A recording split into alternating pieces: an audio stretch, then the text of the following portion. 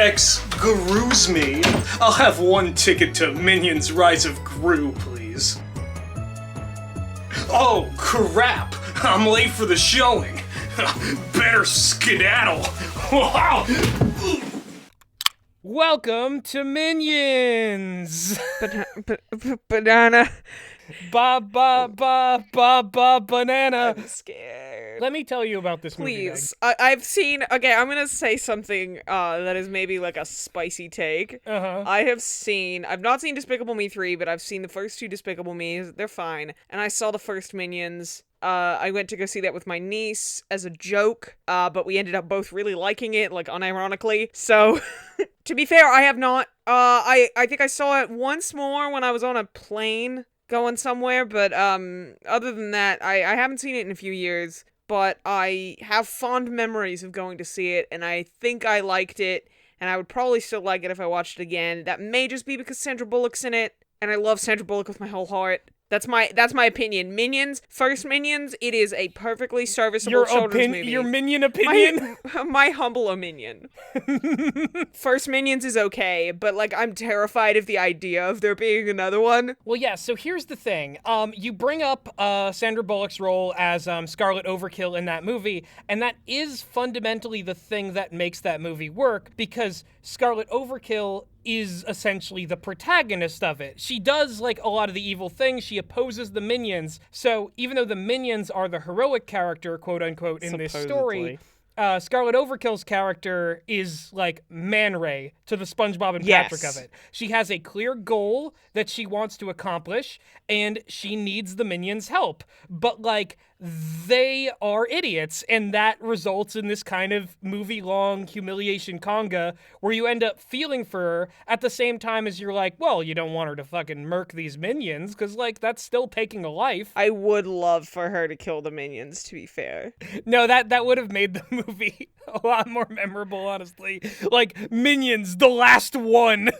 Like, Scarlet Overkill just overkills them all. I don't care if it breaks the universe, because this is technically a prequel to Despicable Me. Scarlet Overkill deserved that for all the shit those Minions put her through. Well, that's the thing, and ultimately that seems to be the thesis of that movie, is that the Minions are like a blight on whoever they serve under. Like, the opening montage of the movie has them, like, fail a T-Rex, fail a caveman, and then fail Dracula himself. And then they fail Napoleon, and then they fail so hard that they are conspicuously put into a cave for all of the 20th century. Yes, which is for good reason, and we'll not touch on that. And they get to leave the cave coincidentally around the time that Stalin probably died. Yeah. And so then the rest of that movie is one long, prolonged, them failing Scarlet Overkill and meeting Gru. Yes.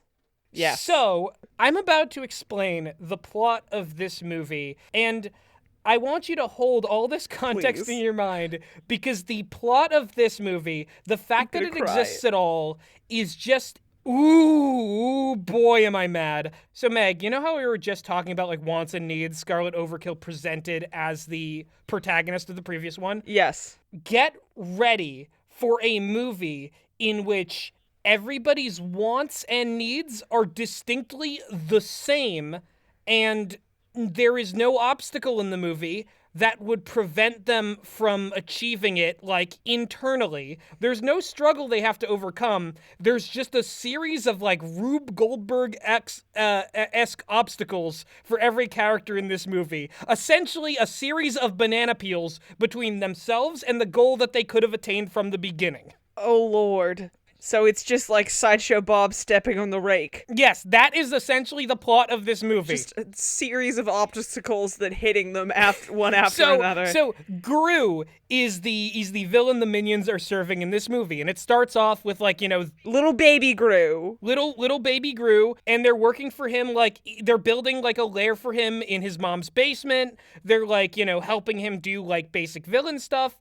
And the thing about this is, there's no tension here, because Because with Scarlet Overkill, it's like, okay, well, you know something's going to go wrong. You know they're going to end up with Gru eventually. Because you know they're with Gru, all of the minions' mistakes and screw-ups, you know that Gru is going to survive into adulthood. So there's no stakes in that regard, regarding their relationship. That's the thing that sucks about prequels. It's like the Wrong Turn movies where it's like, you know that Three Finger lives. Yeah.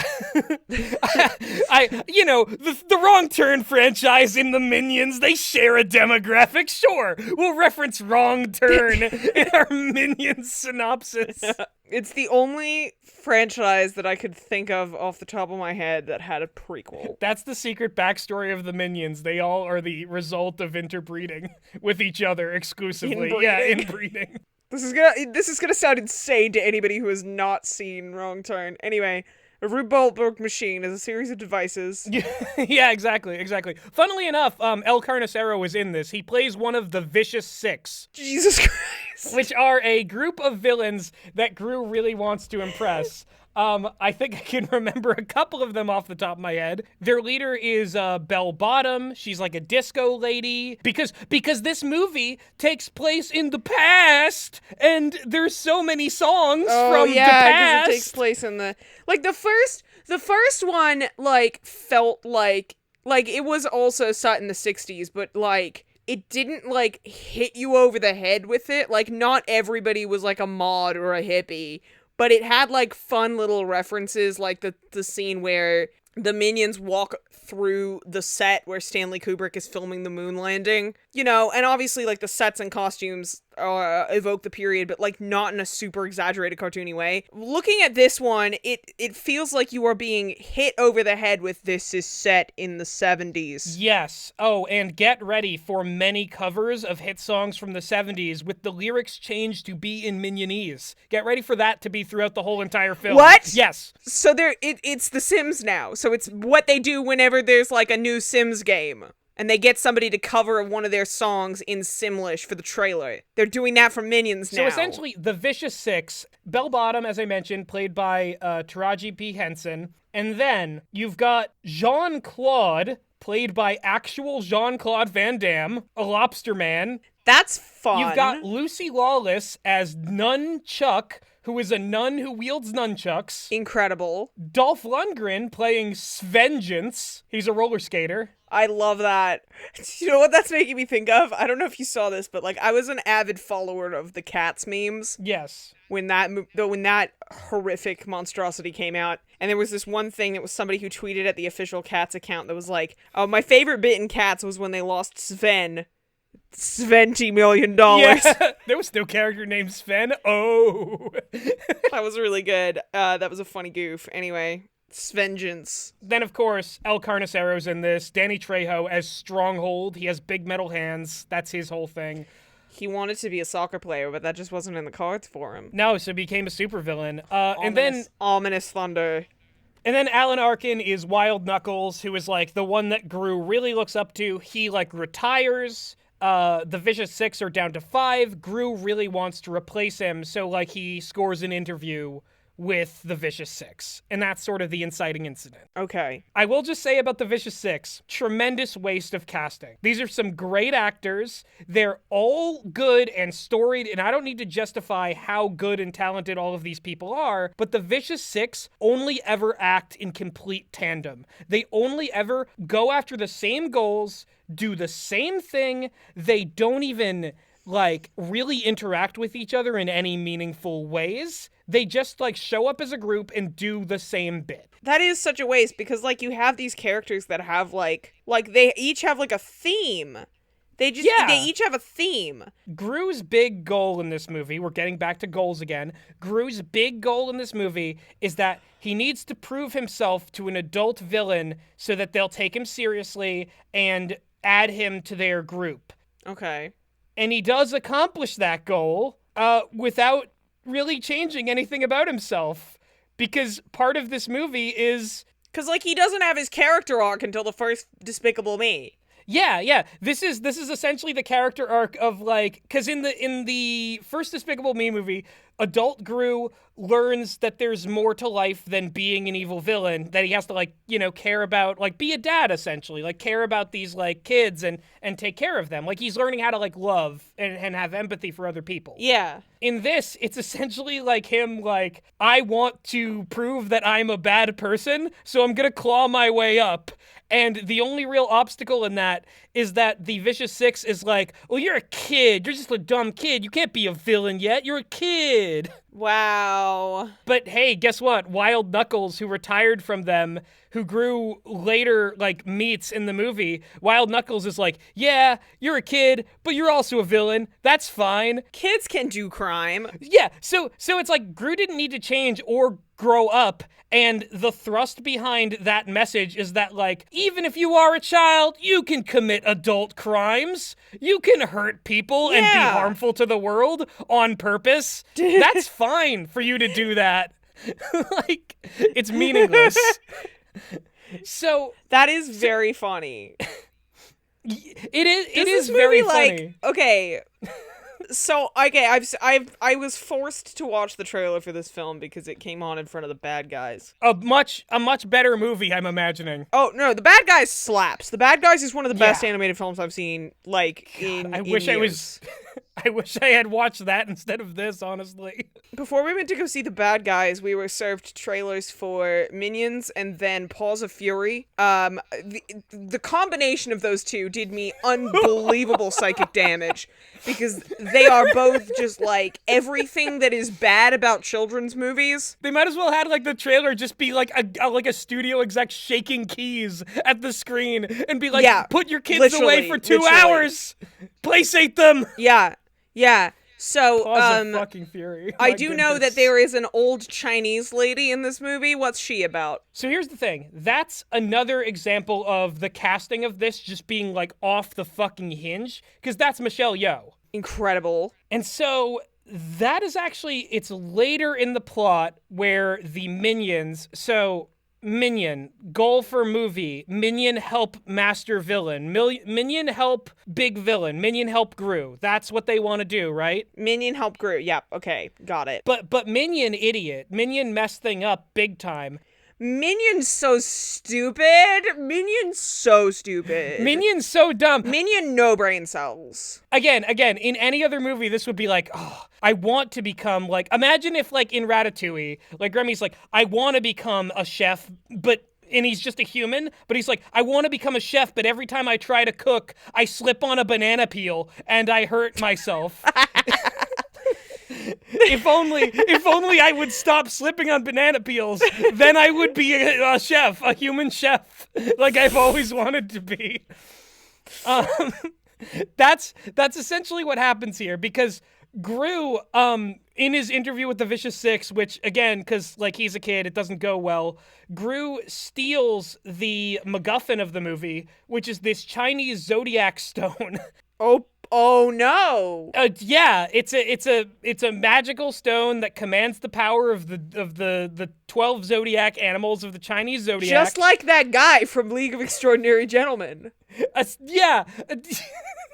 Oh God, we can't talk about League of Extraordinary Gentlemen here. But also, no, yes, we can't. It's of. just I rewatched Cal Calgren's deep dive yesterday, so I'm thinking about that guy who had zodiac powers. So he's in Minions. I take it. He's basically in Minions. No, what it is that the Vicious Six, when they have this Zodiac thing, they can use the Zodiac powers of the stone. Unless Gru steals it. What are the Zodiac powers? What powers does the Zodiac give you? So you basically become the animal, but big and scary.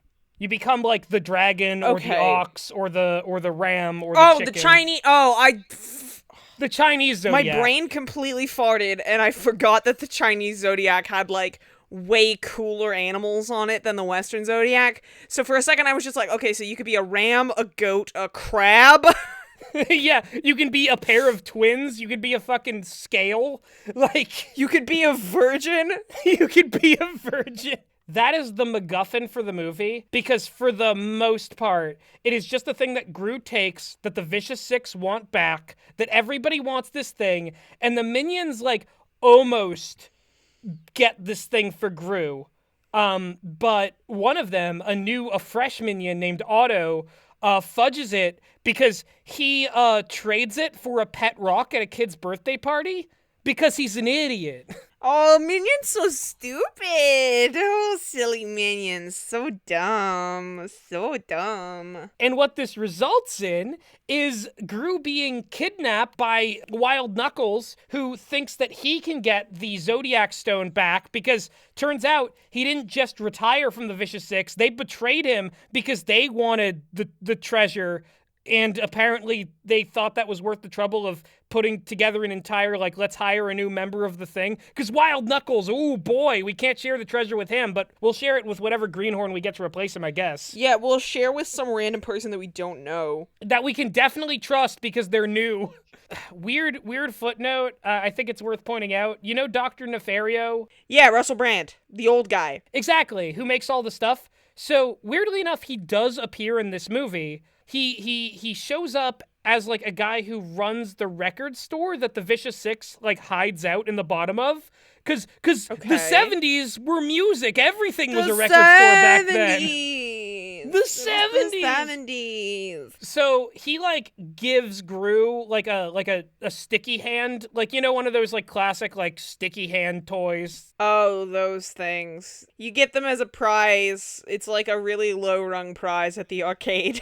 Yes, yeah. So he gives Gru essentially a big one of those, and that's how Gru is able to steal the medallion, the Zodiac Stone. Amazing. And so what's really weird about this, and this was already the case in the original Minions film, because Gru already had a freeze ray in that original film. Yeah, I mean that's one of the iconic moments of the thing, to the point that that Gru shouting "freeze ray" is sampled in the Despicable Me song by Pharrell Williams. Utterly bizarre thing that happens with that in this movie. Gru is given this gadget by Dr. Nefario, and it's supposed to be this moment of Dr. Nefario being oh, just remember me when you need more gadgets. You never forget your first gadget. And Gru dismisses that because not only did he previously invent the freeze ray in the first film, he also in this movie uses a cheese ray and does an exact reenactment of the freeze ray thing from the first movie, except he's spraying cheese on everyone. That's so funny. I love the fact that you can tell that the people that wrote this movie did not ever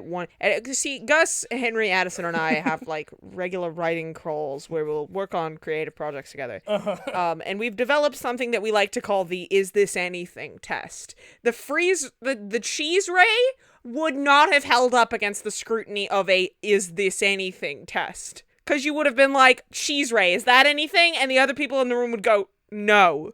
Yeah, especially when he already has the freeze ray. And begging the question, what Dr. Nefario even does? Does he invent some of the gadgets, but the less iconic ones?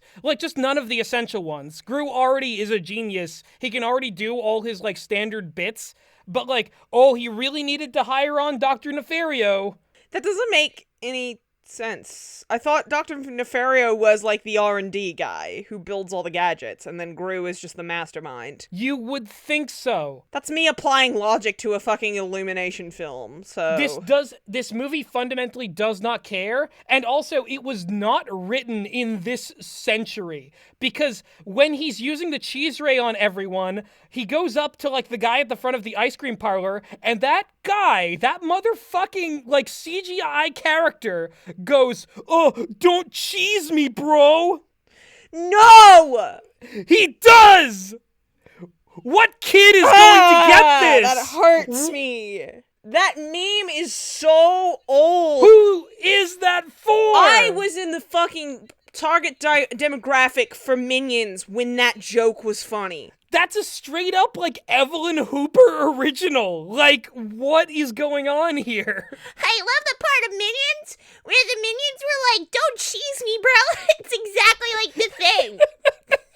It is exactly like the thing. Riley, it's so funny. So, all of this is to say that Wild Knuckles kidnaps Gru. The Minions are big fools and can't solve the problem, they have to go to his lair in San Francisco because, like, oh, hey, San Francisco in the 70s, look, it's a recognizable place. They're in San Francisco. Fucking Woodstock, and the other one, the one where a bunch of people died, Altamont. And big, giant, long, slanted hills, because, like, look, it's recognizable places. It's the bridge. It's San Francisco. Oh my god. Oh my god. Oh my god. Oh my god. Oh my god. Oh my god. Yeah. You know what I'm thinking about Eddie Brock. What if Oh. I feel like Eddie Brock could easily kill the minion? He could easily kill the minions. Not even Venom, just Eddie Brock. He just hits them with his motorbike and they just splatter everywhere. It'll be like that Simpsons couch gag with Rick and Morty where they blow up the Simpsons and they need to make the new Simpsons. Yes. Exactly like that. Except Eddie Brock would not try to replace the minions because he would know that they deserve to die. I thought you were going to say except funny, and I would have been like, that's fine. I agree. I mean, I don't know. I haven't seen that specific couch gag. I just know of it. I think the thing is, at its core, and the Simpsons were once, like, you know, culturally relevant the same way the Minions once were culturally relevant. But in their current state, There is only enough room in society for one yellow thing. it all comes back to the primordial yellow ooze, which the next yellow thing is built from. Leave down in the comments what you think the next yellow creature that society becomes obsessed with is gonna be. I feel like it's gotta go back to like sun worship. It's gotta go back to sun worship because it's like so many cultures in the ancient before times worshipped the sun. You know, the Incans, the Celts, the Egyptians. And what is the sun if not the ultimate yellow thing? I raise you the ultimate yellow thing that already exists and needs to be dethroned for the next yellow thing to appear. Fucking Pikachu. Oh my god, you're so right. In the like late 80s, it was The Simpsons. In the 90s and the 2000s, it was Pikachu, and now it's Minions. Yeah, like, I'm sorry. If you want to refer to, like, the yellow thing, or hell, even the mouse, there is only one yellow thing and or mouse, and it's fucking Pikachu. Like, the ancestral people of the modern day human race lived in the city of Machu Picchu and worshipped the ultimate, like life form. The number one S tier character in Smash Brothers. If you look at the Pharaoh's tomb, you will see hieroglyphs that directly translate to Pikachu.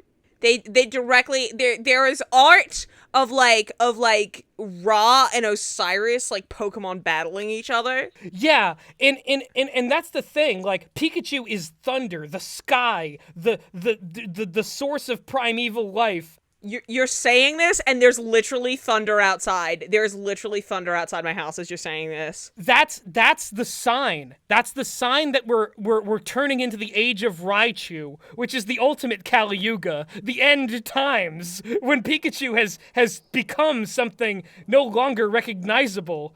This is a video about minions. This is a video about minions, but I understand from what it's said. Well, from what you're telling me, it sounds like there's not much of a plot. It is just a lot of like. I imagine that like any scene that isn't used to drive the plot forward is just a bunch of minions running around making the fucking minion noises and like farting at each other. Yeah, it is, because there's an entire sequence in going to San Francisco where they're just on a plane. That was all in the trailer. Pretending to be stewardesses, pretending to be pilots, just doing a bunch of minion shit. Oh, and so it feels like it takes so so much. funny. They're so stupid and funny. I love So the minions funny. so much. I love them. You're like clawing the skin off your face as you're saying this. Oh my god, I'm fucking sweating to You're death bleeding in my everywhere. vocal You're like booth. throwing up. Blood is coming from my eyes. I am becoming a skeleton. Did you know that the gentle minions meme started in my home city? That's right. You have a weird connection Literally, to that. like at like the closest mall to where I live, it was the genesis of the gentle minions meme. It is a mall that I have been to hundreds of times in my life, and I have gone to that specific movie theater hundreds of times. That is where I went to go see The Bad Guys and The Batman. And that is, that is the Westfield Hoyts at Chatswood is where the Gentle Minions meme was born. Because, no offense intended at all, anything that is just slightly off from time and space originates in Australia. Yeah, and I feel like the entire idea of like wearing your prom suit to the, and I'm just gonna say prom suit because like we don't call it prom, but like nobody outside of Australia would understand what I was saying if I was like wearing your year 11 formal suit. Yeah, wearing your prom suit to the movies to go see Minions is a shining example of the fact that like Australian culture, Australians more than any other like nation that I've ever lived in, 17 layers of irony poisoning at all times. Like we love irony, we love to be ironic, we love to do things ironically. The most Australian thing ever is to talk about things that are good but like say that they suck. Or, like, seeking out things that are garbage is a very Australian trait. So it is completely unsurprising that the meme of treating going to see Minions like you have been invited to the fucking Tribeca Film Festival, that just feels very Aussie to me. It does. So anyway, I'm watching this movie. I'm feeling the life drain from my body. I like, it is all shtick. It's all stuff. The Minions want help Gru, but too dumb. Gru want be proven to be villain, too dumb. Brain dying, heart failing, like, God about to strike me down. And then the best character in the entire movie shows up, and it is Michelle Yeoh playing Master Chow.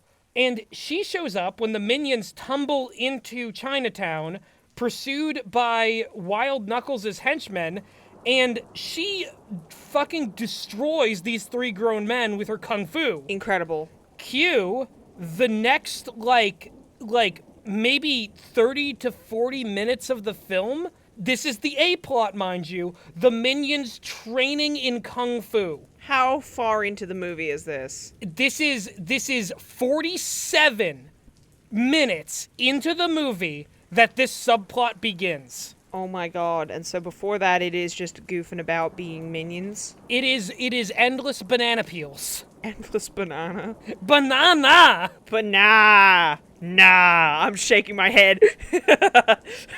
And so, the thing is, the Minions train with Michelle Yeoh for, like, a while, and they make no progress, and they continue to do idiotic shtick because... And she's like, wow, we still have more work to do. And then, like, 10 minutes later, she'll be like, wow, we still have more work to do. And then, like, 10 minutes after that, she'll be like, you guys aren't making any progress, but wow, we still have more work to do. This is Kafkaesque. Sisyphusian, if you will. Gru is with Wild Knuckles, who initially has put him in, like, a torture device, which plays disco music while slowly, like, spinning a record closer to some spinning blades that will kill him in 48 hours. Because, hey, child death has no moral weight in this. No, the villains will just do it because they're evil, so they're fine with killing kids, I guess. They like stealing things. They like committing theft and larceny, so therefore child murder is just fine. War crimes. I'm sorry if you can hear any rain on this, because it is raining extremely that's just hard. Pikachu showing his displeasure. Yeah, Pikachu is showing his displeasure for us paying attention to another yellow creature. Oh man. Like put in the comments all hail Pikachu if you want to show like your loyalty to our yellow overlord. So Gru is released from this torture device because Wild Knuckles fires his henchmen because they lost a fight to the acupuncture lady. He's just like, yeah, get out of here. Then Gru and Wild Knuckles start to bond just because they're in proximity to each other. What's really weird about this whole thing is that, like, okay, was the thesis of the movie that, like, hey, kids can do crime too, but now it's just like, oh, but old people can do crime too. And it's like, but we knew that. And it just ends up being, like, it's all relative. Anyone can be evil. Like, which we kind of knew going into this movie. What a positive message. And what's really fucking weird about this, too, is that apparently, like, according to the mechanics of Minions established in the first Minions film, they always, like, go and team up with, like, the top dog of, like, the villains. And yet, Gru is in peril by all these different villains, and the Minions never change Who are, sides. like, tougher than him. Yeah. What? Yeah, they never change sides. They never are like, we're loyal to this person now, because apparently they've, like, imprinted, like, Twilight werewolf baby style, and they, like, need to like, be loyal Why'd you have to Gru. go there? Why'd you have to make it about Twilight? Baby Because ducks do that too. There's no explanation other than, like, oh, Gru will be evil someday. We see the potential in him. Therefore, we can't go to any other, like, people. That's, terrifying. It is weird. Are the Minions a barometer of who is the most powerful and evil? And what that means is that, like, if these people who are, like, willing to kill kids at a drop of the hat are less evil than Gru will eventually be, what did he do? What has he done Despicable between Me? movies? What has he done? What are the absolute crimes of Gru? The absolute crimes. Gru needs to answer for his crimes, whatever they are. Comment down below what you think Gru's most evil crime between movies that they're like, they can't show in a kid's film. I think he killed JFK. Yeah, it's possible. I don't think there's anyone who is more inevitably careening towards a cancellation than Gru Despicable Me. Do you know what his actual, like, government name is? Felonious Gru. Felonious Gru. Like because he grew up to be a felon? Hey! Anyway, the Minions suck shit at learning Kung Fu, and they don't actually learn anything. Love that for them. Michelle Yeoh is like, you guys are ready. And they go like, yo, yo, yo, and they like leave. And she's like, no, ready for your junior like participation Kung Fu learning you guys are dead.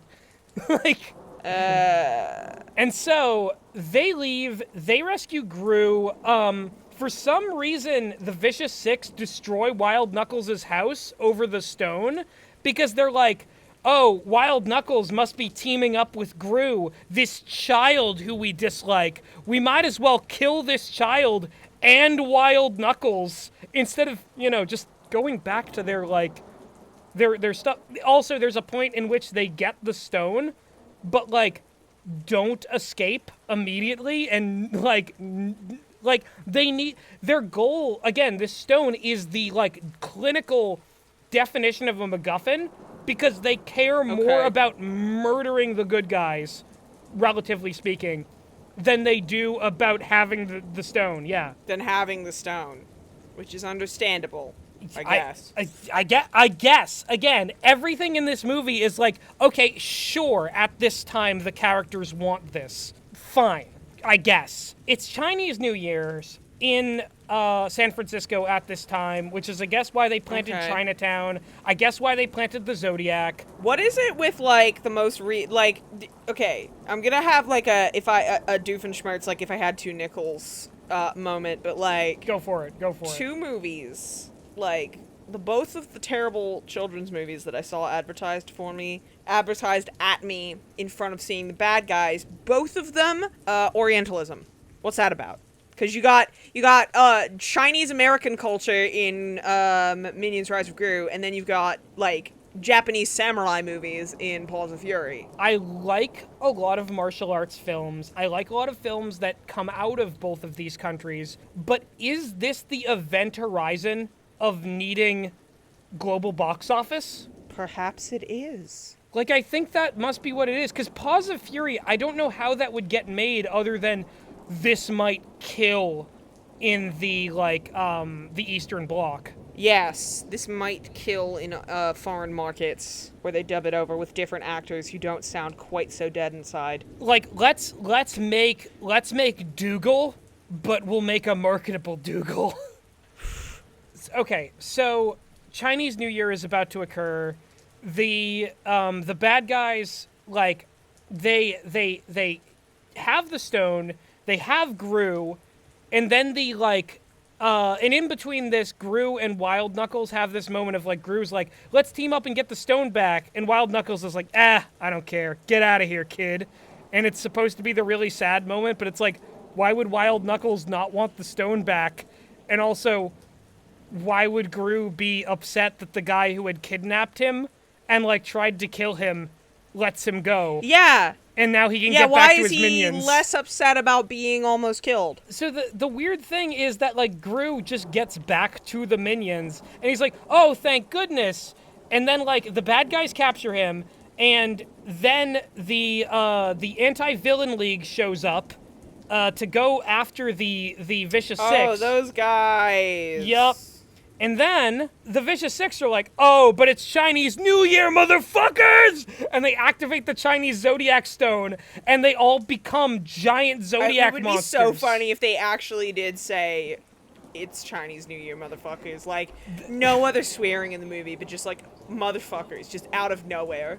That would have bumped this movie up from a 1 out of 10 to a 10 out of 10. Yeah, that would have been very funny. So they activate their Zodiac stuff. They go ham. They utterly destroy the Anti-Villain League. They're, like, tearing down Chinatown. For some reason, they make the minions into, like a chicken, a ram, and, like, the third one. They turn them into, a rabbit. They turn them into, like, 3 Zodiac things just for fun, for like, shits and giggles. Like, they give them the power of the stone for no reason. And I don't know if this affects the plot, because nothing that happens in this movie has any weight relative to anything else that occurs in it. So I don't know if this actually means anything. But anyway, take Gru, and while they're fighting the minions, they string him up to, like, the clock tower of Chinatown, and they tie one of, like, his arms and legs to one of the clock hands and one of the other clock hands, and, like, because it's midnight, they're really close together, and as they move further apart, they're like, you're gonna get torn apart, Gru, and, like, as the... Okay, there's, like... There are, like, some pretty brutal, like, potential deaths for Gru in this film.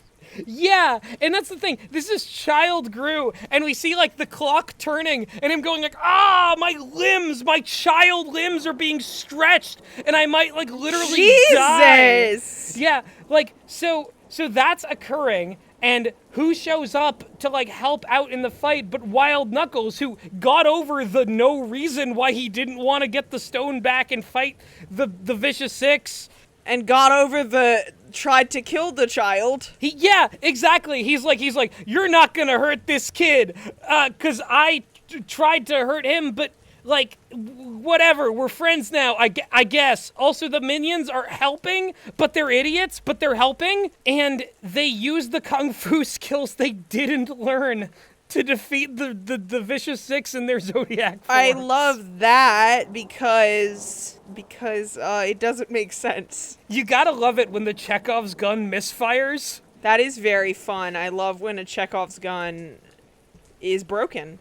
I gotta say, I do like when that actually happens in something that, like, if there is something that is well written enough that, like, one anticlimax won't break it, it can be really interesting to do something like that. However, this film is all meaningless things leading to anticlimaxes. So it just, like, there are no things that can be relatively clever because no benchmark has been set for, like, why anything should matter. Yeah. So anyway, they defeat the Vicious Six. Knuckles is, like, destroyed by, Bell-Bottom as a dragon. She breathes fire on him. Fucking, like, he falls to the ground. He dies? Burnt.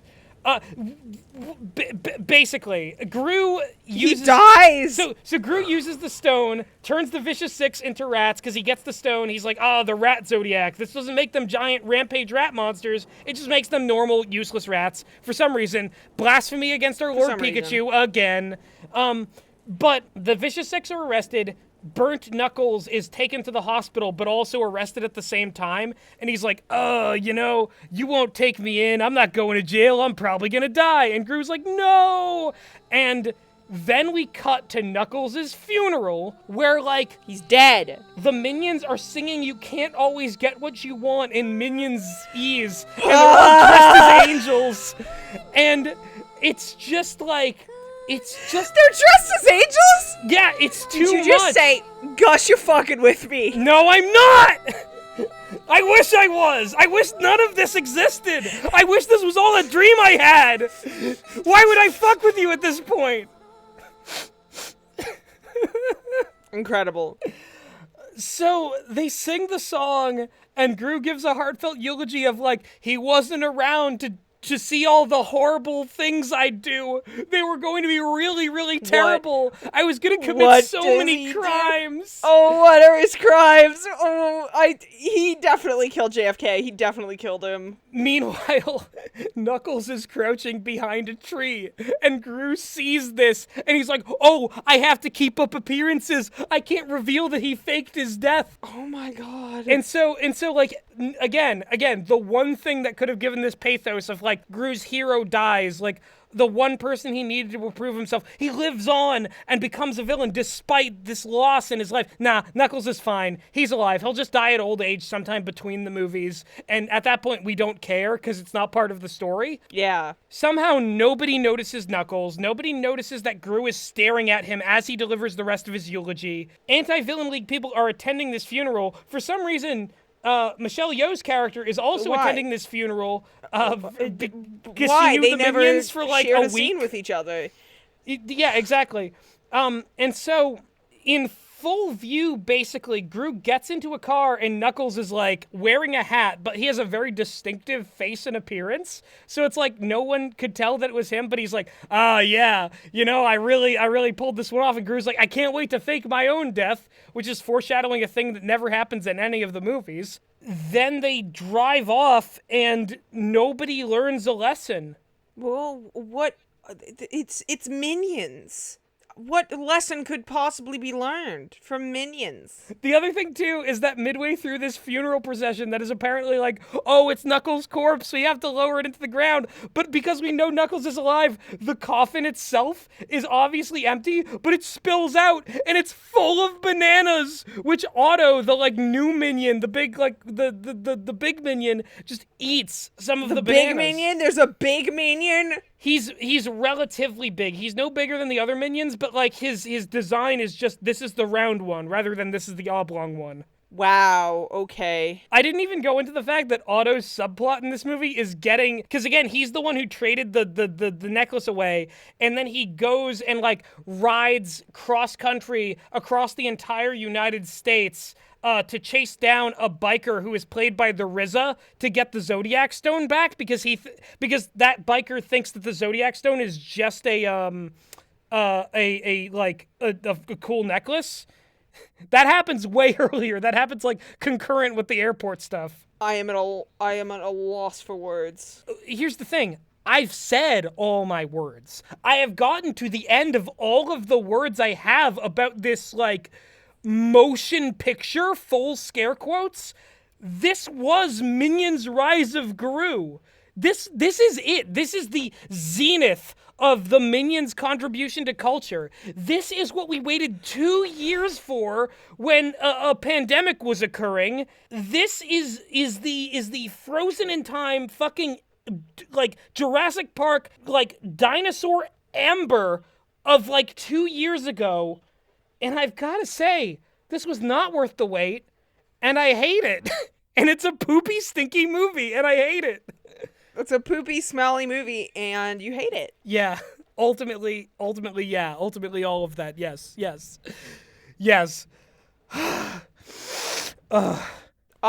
Thank you for sharing all of this with me, Gus. I really, truly hate it.